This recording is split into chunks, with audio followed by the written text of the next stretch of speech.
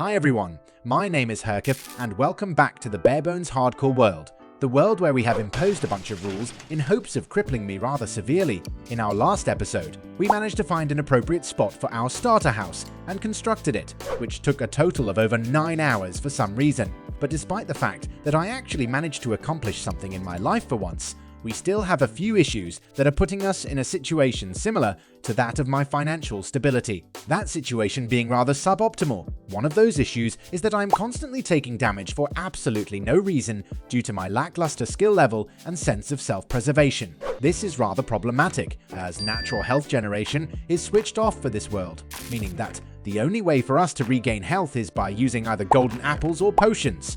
However, one of the rules for this world is that we're not allowed to enter the Nether until day 100, meaning that potions aren't an option for us at this point, meaning that we'll have to rely on golden apples until then.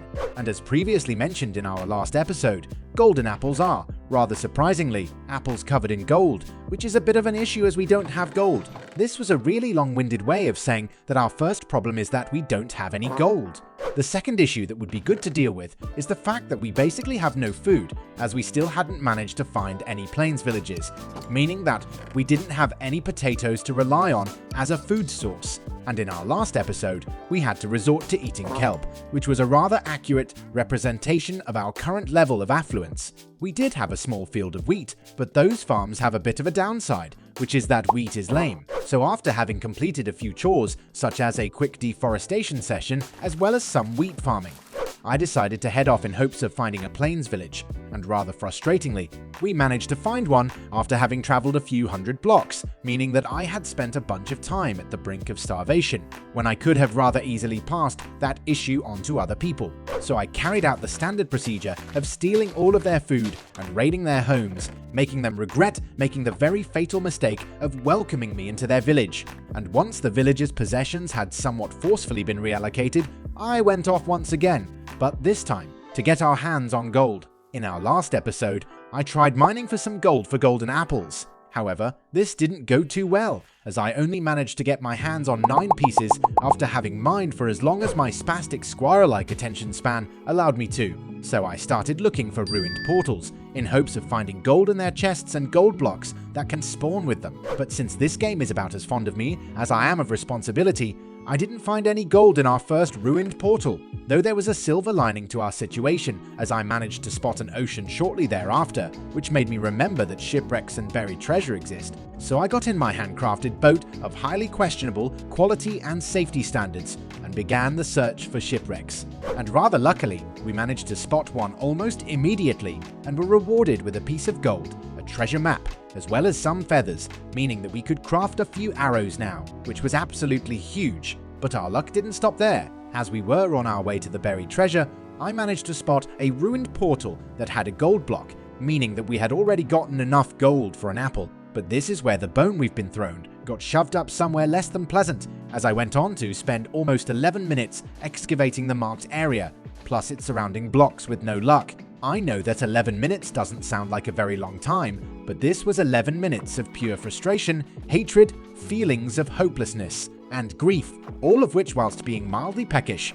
So I moved on and repeated the same process once again. But with our next treasure, I struggled to find it once again, which was very frustrating. However, unlike the last treasure, I did manage to find it eventually, which was slightly comforting after the previous rollercoaster of emotions. I then kept repeating this process until I had accumulated enough gold for 4 apples plus 1 that I ate due to my gluttonous ways, which would hopefully postpone my likely rather underwhelming death. So I then made it back to our base of operations and decided to decorate the interior of our house. At this point, we were a bit better off, as we now had a few spare apples, along with a pretty hefty amount of food in the form of bread that we had acquired earlier from our casual little raiding session.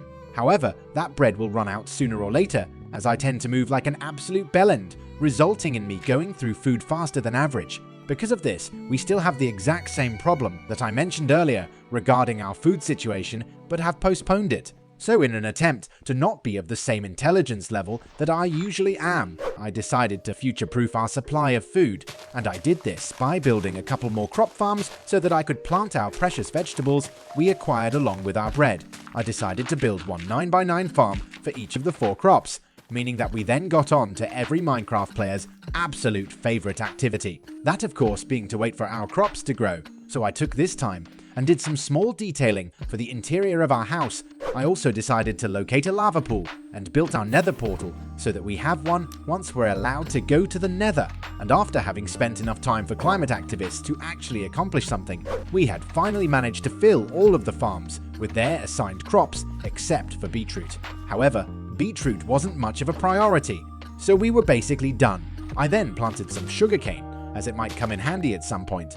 But as some of you might have noticed at this point, the crop farms were looking about as pleasant as me, so I decided to build some sort of building in hopes of making it slightly less hideous. And right when we started, I thought that it would be rather nice and productive to jump off a pillar and take a heart of damage for absolutely no reason. I decided to go for a barn design for the building. I have absolutely no idea why I did that, but my best guess is that I was hoping to allow the crops to roam around freely and have a roof over their head so that they don't get cold. The idea was rather simple. The main pathway going down the middle of our crop farms was going to have a bell-shaped roof, and the actual crop parts were going to have a sloped roof with slabs. I'm pretty sure I've seen that being done several times, but I have no idea of where I saw it first. Something that I have decided to try to do in this specific world is to not design stuff in creative to then rebuild them in our real hardcore world, but rather utilize the strategy I mentioned in our last episode. That strategy being random bullshit. Go! So I have decided to design everything in this world directly in this hardcore world, just to add a slight pinch of salt to rub in the wound. And this meant that I had to constantly take a step back to be able to see whether something works or not, which was a less than pleasant experience. In addition to this, I also decided to build the weird barn-like building out of pale oak, and rather unsurprisingly, we ran out of it as I was building, meaning that we could once again return to every Minecraft player's favorite pastime of waiting for some plants to grow. But just like in our last episode, we still don't have the replay mod installed for this world. So here's another building compilation of our weird barn.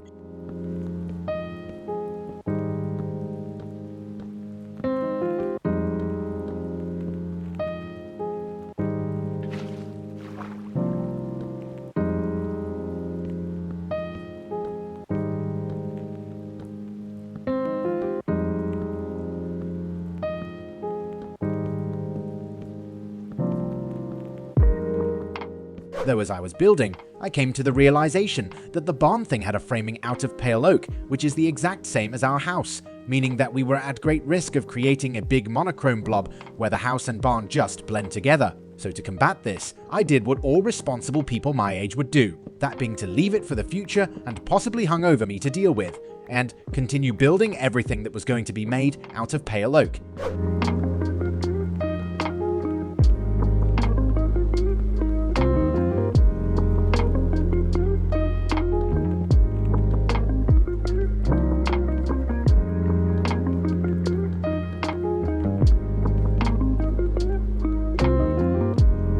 And after that had been completed successfully, I had to deal with what past me had sent my way, reminding me about just how much I absolutely despise that man. But after having been subjected to the torture that is thinking, I decided to try birchwood, as I thought it might make sense to have a barn be made out of wood instead of some type of stone. And as I tried it, I decided that it was good enough, so I decided to go to a nearby forest which I could defile and grabbed a bunch of birch. With that, the roofs for the areas where the crops are grown were now completed. However, I thought that it would be nice to have something else to fill in the roof of the main path between the two sides. So I came up with the idea to make the main roof out of glass, with the intention of turning the weird barn thing into an abomination that is a mix between a barn and a greenhouse. This means that from here, I will refer to this weird building as a bobarg, but with that done along with a few additional details, the abobarg was completed, meaning that we now had a proper building for our crops, which I now realize may have been a suboptimal way of using my time in a world that is essentially designed to end my entire career. But putting that rather haunting realization aside, this is about all the time we have for this episode. So there we have it. We have successfully survived our second episode of this rather vexatious hardcore challenge. I sincerely hope you enjoyed it. Please feel free to leave a like and subscribe if you did. And just for fun, let me know how many days you think I'll survive in this world. My personal guess is between 150 and 200. But anyways, thank you very much for watching, and I'll see you in the next one.